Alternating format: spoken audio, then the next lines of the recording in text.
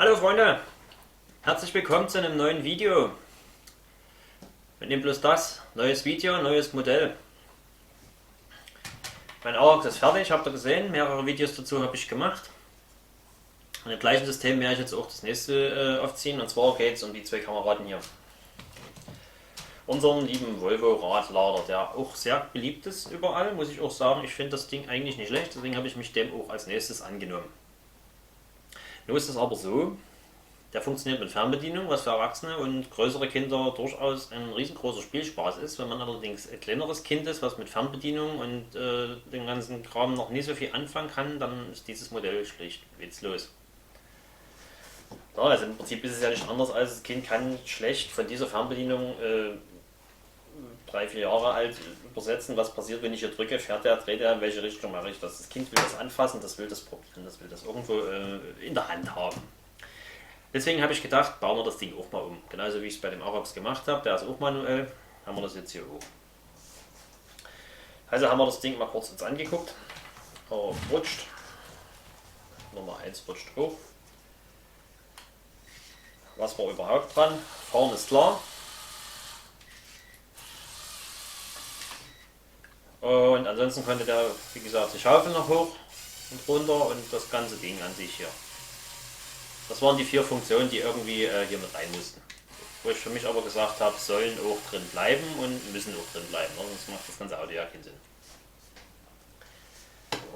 Also, Plan 1, Funktionen sollen erhalten bleiben, und Plan 2 von meiner Seite war es, der umgebaute genauso aussieht wie der Originale.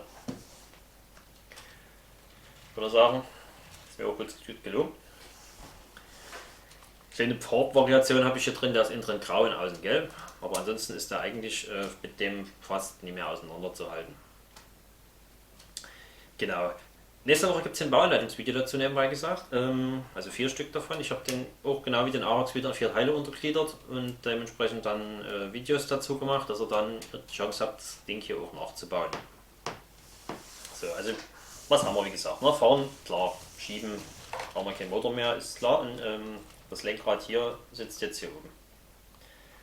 Wie habe ich es umgesetzt? Relativ einfach. Hier unten ist das wie so eine Parallelverschiebung drin. Die jeweiligen Drehpunktachsen, eine davon geht zum Lenkrad. Ist auch bei dem funktional, wenn man den Motor abklemmt. Und die zweite Achse, die hintere, die hörte hier irgendwo mittendrin auf. Ich habe die jetzt durch die Sitzlehne durch nach oben verlängert, deswegen kann ich jetzt hier oben mit dem großen Zahnrad lenken. Dort oben. Na, also hat zwar jetzt die Rundumleuchte dran glauben müssen, aber ich glaube, wenn man das will, kriegt man die sicherlich hier oben irgendwo angebaut. Viel interessanter ist aber die Funktion hier vorne. Original bei dem waren hier 2 so eine Infrarotanfänger drauf für die Fernbedienung. Brauche ich logischerweise nicht mehr. Dann habe ich jetzt an derselben Stelle 2 Zahnräder eingesetzt. Wie gesagt, besser seht ihr das dann noch unter Bauanleitung oder hier nochmal auf dem Foto.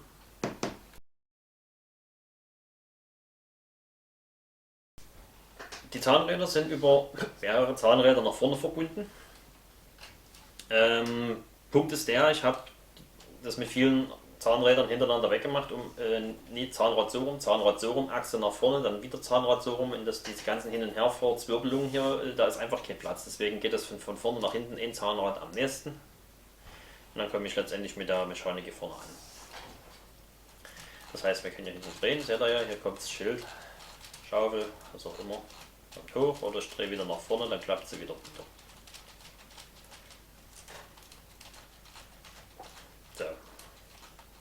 Also hier kann man wirklich zielen und auch punktuell machen. Das ist nicht so, dass man jetzt hier immer dreht und dann da klappt sofort hier runter, das war nie der Plan. Und bei dem ist es genauso. Hier nach vorne drehen, kommt er hoch.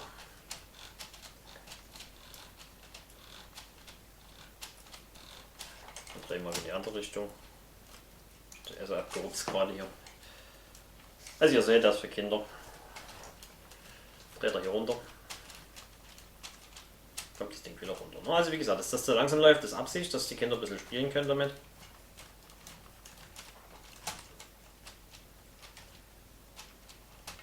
So. Also ich denke, ihr wisst, worum es geht. Mehr Funktionen dazu hat er eigentlich nicht. Braucht er auch nicht. Schaufel, hoch runter, fahren, lenken. Mehr gibt es dazu nicht zu sagen. Bauanleitungsvideos, wie gesagt, verlinke ich euch und ansonsten wünsche ich euch in dem Sinne erstmal viel Spaß beim Nachbauen, beim Zugucken und viel Spaß mit eurem Lego. Vielen Dank für die Daumen für die Videos und bis zum nächsten Mal. Ciao, ciao.